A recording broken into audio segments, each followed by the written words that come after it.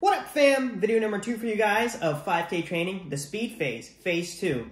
If you guys haven't done so already, please consider hitting that subscribe button, smashing that like button, and give me a follow on social media. Links will be in the description down below. So for you guys today, I got a 5K plan right in front of you of phase 2 of training, going through in a video series of the periodizations of 5K based training. And this is phase 2, speed specific, slowly transitioning to 5K specific type phase. I would say that this plan is more geared towards intermediate runners, but if you want to make it geared more towards beginner type runners, you can make the long run 90 minutes max, subtract 5 to 10 minutes from each of your other runs, make the warm up and cool downs no more than 10 minutes, and don't double. If you want to make it more advanced, you could double. You can cap your long run at 2 hours. You can have your warm up and cool down of your runs cap at 20 minutes. As you guys may have noticed, I'm a fan of running by time and not by distance. That is because everyone in multiple fitness levels cover ground at different paces. If you're a slower, maybe less fit runner, you're obviously going to spend more time on your feet if you were to decide to run 10 miles versus someone who is more fit and whatnot. Therefore, that would be too much of a stimulus for the body at hand. So that's why I like running by time. It's uniform for all types of runners. But like I said, this is phase 2. Speed specific, getting you ready for 5K based specific type training. This phase lasts 4 to 6 weeks, unlike the phase prior. Link up in the cards if you guys haven't seen that video already of my base building phase for the 5K, which phase was anywhere from 6 to 12 weeks or so. There's some similarities from the prior because we gotta maintain those similarities, right? Those stimuli on certain systems of the body. As you can see, there are new things such as repetition work. The goal of the speed days are repetition. You're not trying to kill yourself. You're not blowing them out of the water. You want full recovery. You want to run each rep as efficient as the first. You're training your body to get comfortable at running fast. That being said, let's get to it. All right, so you guys can check out up in the cards the base building plan prior. I have the last week there going into this week. Sunday, easy 50-55 minutes with 8 to 10 by 15-second strides. Continue plyometric jumps and lifting in the gym. You can also do core on this day. Monday, first day of true repetition. We got 4 sets. You could do 3 if your volume is a little less. 4 sets of 2 by 200 meters or 200 meter jog rest, and 1 by 400 meter with 400 meter jog rest. So basically, you're running these 200 meters by effort, most likely at mile pace. You want to get the legs moving, but you don't want to overdo it. And you're going to hobby jog, run really slow, those jogs in between, so that you're fully recovered and ready to go for the next rep. So basically, it's 200 at mile pace, 200 jog, 200 mile pace, 200 jog, 400 mile pace, 400 jog, and that's 1 set. If your mileage is higher, or if you're ready, you can opt in to do a 30-minute run in the afternoon. The goal of these 30-minute afternoon runs are just straight recovery. Run really easy. You should be able to talk, enjoy the run, focus on recovery. Tuesday, continuing the trend of midweek long runs, 60-65 minutes. Wednesday, easy run of 50-55 minutes, 8 by 15-second strides. Powerlifting and an optional 30-minute run in the afternoon. We're going to slowly start pulling away from powerlifting. I will make a video soon on powerlifting for runners. Basically, it's lifting at 85 to 100% at 1 rep max. Find a video on YouTube to figure out your 1 rep max. You're doing 6 reps max, full recovery in between, probably about 3 minutes between sets, and maybe about 3 to 4 sets max. Thursday, we got a 20-minute tempo run. 20 minutes is sufficient enough for a good enough stimulus for the tempo effort, and you can have an optional 30-minute run in the afternoon. So Fridays are my day of the week, optional day off if I feel like I need it. Most of the time I don't feel like I need it. Just listen to your body throughout the week. Don't overdo things. But you have the optional run of 30 minutes or completely off. And then Saturday, continuing the trend of, for the 5K training program, no more than 2 hours of running. Continuing the trend of 6 by 20-second strides, alternating with the next week of a light progression run at the end. All right, Sunday, we got easy 50-55 minutes. You can see a trend here. We still want to incorporate and maintain some of that stimuli from the training plan prior, so we're going to do some hill sprints here. 6 to 8 hill sprints at 8 to 10 seconds each, so full recovery. You're focusing on power and speed and turnover. And you can also do some light plyometrics and lifting right after as well.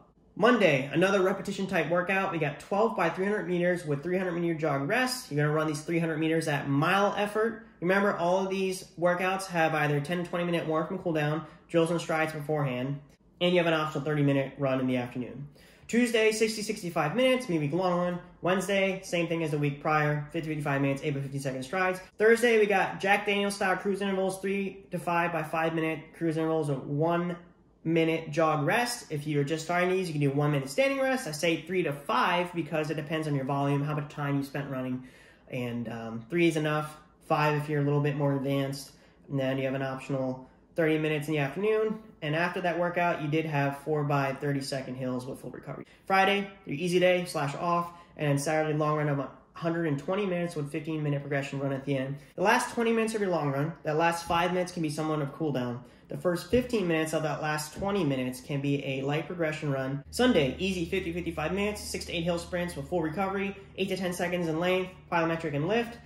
Monday, another speed repetition type workout just to mix things up. You have 100, 200, 300, 400, 300, 200, 100 meter ladder, 1-to-1 go to rest ratio. So in other words, 100 meter run, 100 meter jog, 200 meter run, 200 meter jog, 300 meter run, 300 meter jog, and so on and so forth. You are running these efforts. You probably can run the shorter efforts a little bit faster. So like the 100 meter, you can probably run at 400 to 800 meter pace. The 200 meter, you can probably run at 800 to mile pace. And the 300, you can probably run mile to 3K pace, and the 400 probably stay at 3K pace and then work your way back down. Remember, these are done by effort, not by charts online, because there may be days that you feel like absolute crap and you can get discouraged and you're overtaxing the body. There's something called super compensation. I'll do a video on that in the future, that when you actually have a good workout, right, or a really good race, it's a really big stimuli for the body. And what happens is you have a decrease in fitness pretty much right after for a couple days, and then you kind of come back up to a higher level of fitness, and that's where you can kind of keep growing up that ladder. Tuesday, slight increase in the midweek long run of 70-75 minutes. Wednesday, 50-55 minutes, 8 by 15 second strides, powerlifting. This is the last week we're going to do like a major power lift type. We've been doing this for about 6 weeks. I believe it was the last 3 weeks of the base build phase and 3 weeks into this phase 2. Remember, we're trying to get more specific as time goes on. Optional 30-minute run in the afternoon. All right, next we got a big stimuli workout. This is a very taxing workout. It's known as the lumberjack. NAU's Northern Arizona University signature workout. Link up in the cards. I've done this workout, made a video on it, vlog style. Check out that video at the end of this video. But basically, you're running 4x400 meters, 10-minute tempo, 4x400 meters, 10-minute tempo, and then 4x400 meters. The 400 meter reps, you're going to get gradually faster per set of 400 meters as time goes on. So say to start with, you can start the first 400 meters at about 8K pace, 10K pace. The next set about 5K pace, and the last set about 3K to mile pace, depending on where you are. The 400 meter reps have rests that are up to 230 in duration of total time spent running and rest. So if you're running your 400 meter in 75 or 1 minute and 15 seconds, you get 1 minute 15 second jog rest. It goes with the effort. So if you do run fast by accident or you're going fast, you get technically a little bit more rest, which is okay. In 10-minute tempo, stay at an even effort, at a tempo effort, right? Some pace you can think you can manage to run for at least an hour. You can talk in small sentences. There's no lactate, really any lactate buildup in your legs. Is probably half marathon effort. In the afternoon, easy 30-minute run. Now, this is a large stimuli type workout, or high volume type workout. So if your volume is high, 70 to 100 miles a week, you can probably do the whole thing. If you're somewhere in the middle, maybe 50 to 70 or 40 to 70, you can probably do either almost a whole workout, or you can change it to do one less 400 on each rep. And then if you go all the way down to the beginner type set of volume, I used to coach middle school. I actually had them do a variation of this workout based on time, using the aspect that 20 minutes is ample amount of time spent running, right, for a good threshold stimulus. I would have them do, 4 by 200 meters instead of 4 by 400 meters, and their tempo effort will be 2K instead of a 2 mile, up to 20 minutes in duration. Friday, easy run of 30 minutes / off, and then Saturday we have a long run of an hour and 20 minutes with 6 by 20 second strides at the end. The following week, you're probably like, yes, we got a down week. We're going to use this week to maximize adaptation from the larger amount of stimuli we had 3 weeks prior. So you've noticed we kind of been stacking the effort for 3 weeks, more, a little bit more, a little bit more, a little bit more, and then rest, so it allows your body to really super compensate and adapt. Week 4, like I said, down week, 40-45 minutes with 6 by 15 second strides. The strides have full recovery in between each. The lift session is a light lift session that you've probably done in the beginning of the base phase, just to maintain, not kill yourself. Monday, you're probably like, oh no, this is not supposed to be an easy workout, but you can make it easy. We have a Mona fartlek, very light, instead of, doing everything like 5K and faster pace, where probably the monofarlic is made to do, we're going to do 2 by 90 seconds maybe at marathon effort, and then 4 by 60 seconds maybe at half marathon effort, and so on and so forth. Go how you feel for that day. If you feel like crap because of all the workouts you did the week prior, then go a little slower. Don't get discouraged if you end up running, 20 and 30 seconds slower than where you're used to. The monofarlic is 1-to-1, so 90 seconds at effort, and then 90-second jog or easy run, and then optional 30-minute run in the afternoon. Tuesday, we have a midweek long run, drop back a bit because it's a down week, 50-55 minutes. Wednesday, drop back even more for our kind of like recovery run midweek, 30-35 minutes or 10 by 50 second strides. Light lift session, high rep, low weight, as if you were to do this in your base building phase. And then we have a light cruise interval session, kind of a full recovery, just to get the legs moving, get the blood flowing. 6 by 3 minutes or 2-minute rest. The 3 minutes are going to be no faster than threshold effort. 8 by 15 second strides, optional 30 minutes in the PM. Friday, 30-minute easy run or off, and then Sunday, long run of 90 minutes. On Sunday, we go back up an effort for the week, because the week prior was a down week. We have 50-55 minutes with 8 by 6 to 8 second hill sprints with full recovery and lift. Now, like I said prior, we're going to slowly start pulling away from powerlifting and light piles, because in reality, the faster running, the hills, the repetitions are the most specific you can get in the form of plyometrics, and if you were to do box jumps and jump rope. So we're going to slowly start pulling away from that. On that day, you can do some light piles, maybe a little jump rope. When we get to Wednesday, when it comes to powerlifting, you could probably pull away from all the powerlifting altogether. Keep it to one time a week. Your body can maintain it for about 6 weeks. We'll just do hex bar deadlifts or deadlifts and whatnot, squats that are heavy, using that same principle of 85 to 100% of 1 rep max, full recovery, etc. All right, so here we go. This Monday is a true introduction to 5K base training or interval type work or VO2 type max work. I like to call these workouts a huff and puff type workout. They get you in shape really quickly, and they're also extremely taxing on the body, so I try to keep them once every 2 weeks, but this is more introduction. This is also why I like running by time.